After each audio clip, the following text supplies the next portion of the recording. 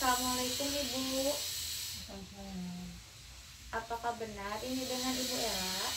Ya, Baik Ibu, perkenalkan saya Salmolida Putri. Saya adalah mahasiswa dari IPS Sukabumi yang sedang melaksanakan tugas praktek di wilayah Puskesmas Desa Nagrag. Nah, jadi kedatangan saya di sini, saya akan mengadakan penyuluhan Ibu. Nah, saya akan melakukan penyuluhan mengenai konseling KB.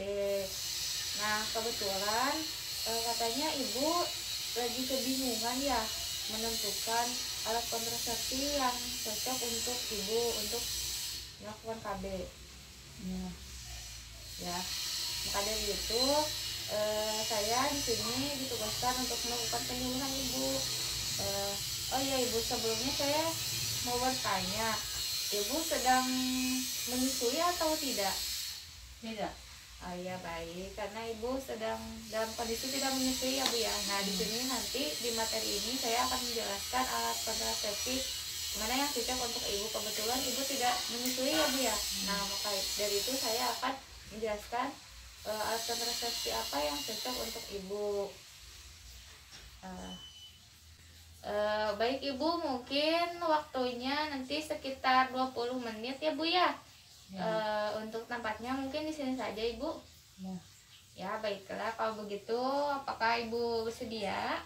ya, Baik Ibu, di dalam penyuluhan kali ini saya membawa alat yang dinamakan layar LCD. Jadi nanti ketika saya menjelaskan penyuluhan kali ini, Ibu dapat membacanya di LCD ini ya Bu ya, di layar ini Ibu dapat membacanya. Lalu selain itu saya membawa yang dinamakan leaflet. Nah nanti ini saya akan bagikan setelah saya menjelaskan penyuluhannya ya Bu ya. Nanti bisa Ibu bawa ke rumah untuk dibaca-baca kembali.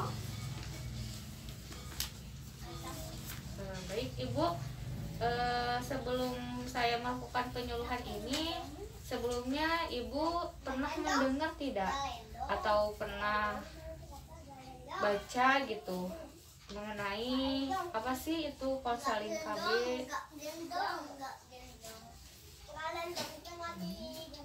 pernah. Pernah. Mungkin Ibu mengetahui sedikit apa itu KB? Tidak. Baik Ibu, mungkin Ibu masih sedikit kebingungan ya apa itu tentang pentingnya KB. Nah di sini saya akan menjelaskan ya Bu ya.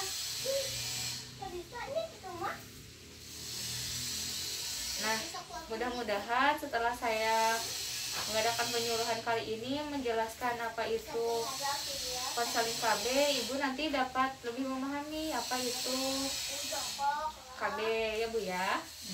Nah di dalam penyuluhan kali ini materi yang akan saya bahas yaitu yang pertama itu ada pengertian KB hormonal, yang kedua ada macam-macam KB hormonal, yang ketiga ada cara kerjanya, yang keempat ada indikasi dan kontraindikasinya, dan yang terakhir ada keuntungan dan kerugiannya. Baik Ibu, sesuai kesepakatan waktu di awal tadi sekitar 20 menit Ibu ya. Mungkin 15 menitnya akan saya gunakan untuk menjelaskan materi penyuluhannya, dan 5 menitnya akan kita pakai untuk sesi tanya jawab ya Bu ya. Ya. Baik Ibu, yang pertama saya akan menjelaskan mengenai pengertiannya dulu ya Bu ya. Pengertian dari kontrasepsi hormonal itu sendiri.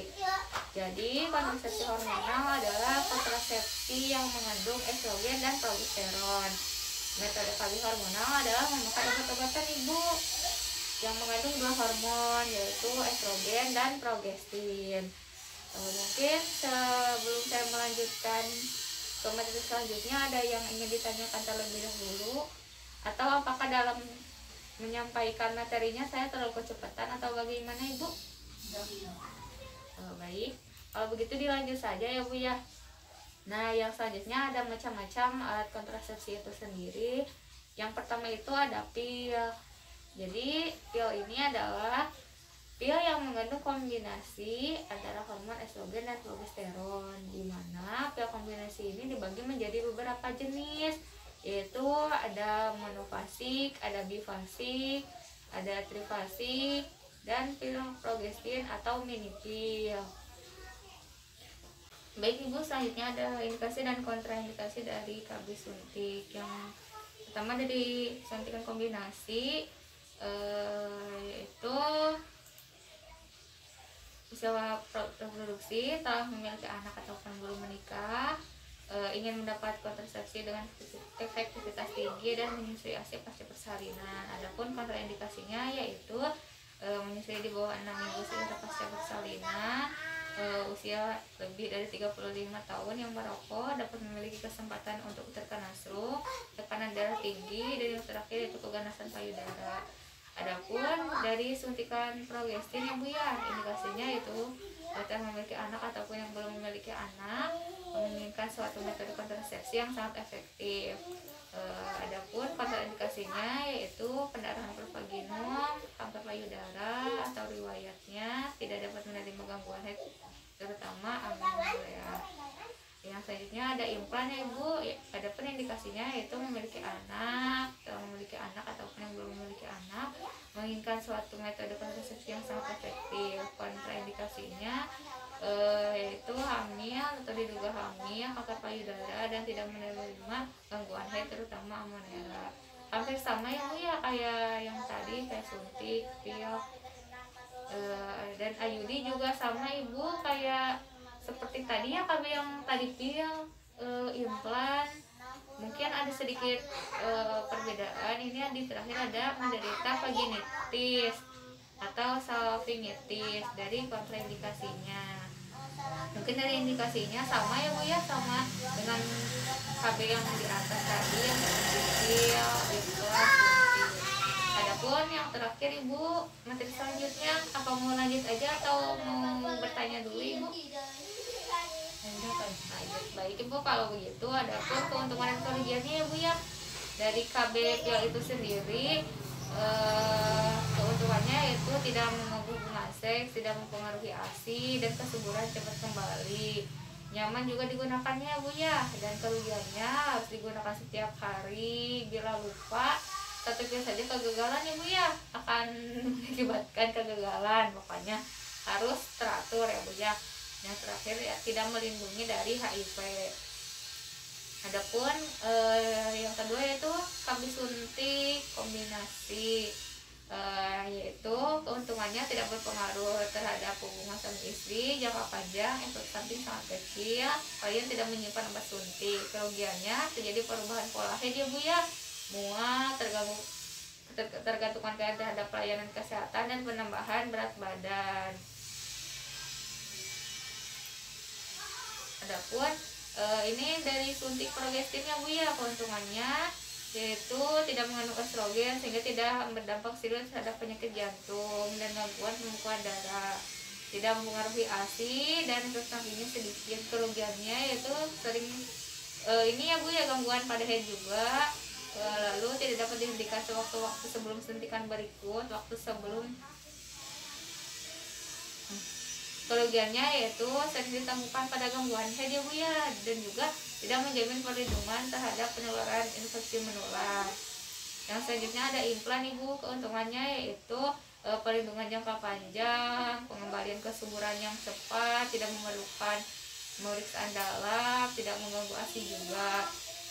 Adapun kerugiannya yaitu dapat menyembuhkan kematian pola haid juga ya Bu ya, dan tidak memberikan efek protektif terhadap penyakit menular seperti AIDS. Adapun yang terakhir KB IUD, keuntungannya yaitu protektif dengan perlindungan jangka panjang Ibu, sekitar 1 tahun, tidak mengganggu hubungan suami istri juga, dan tidak berpengaruh terhadap ASI dan kesuburan segera kembali setelah keadaan diangkat. Adapun kerugiannya yaitu diperlukan PD sebelum pemasangan. Adapun kerugiannya yaitu mungkin cukup mahal ya Bu ya, dan penggunaan jangka panjang dapat terjadi. Nah Ibu, mungkin itu materi penyuluhan yang sudah saya jelaskan ya Bu ya.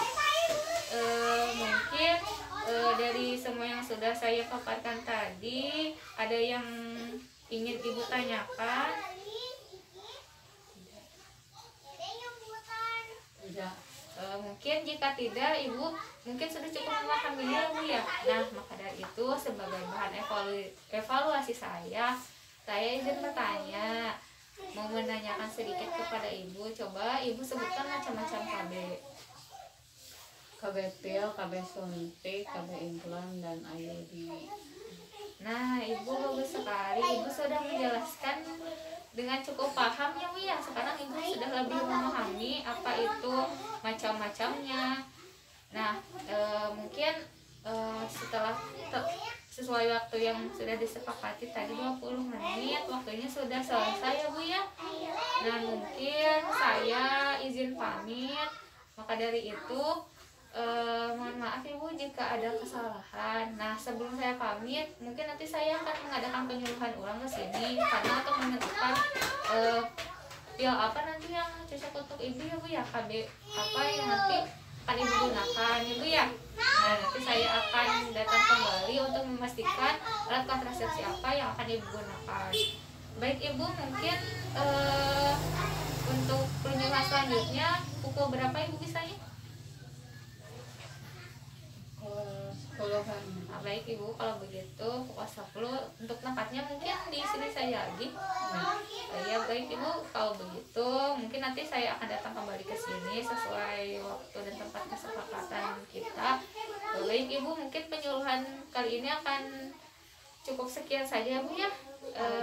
Terima kasih, mohon maaf bila dalam penyampaian ada banyak kekurangan ataupun ada kecepatan yang ibu kurang pahami. Nanti saya akan kasih leaflet ibu ya untuk bacaan di rumah agar lebih memahami.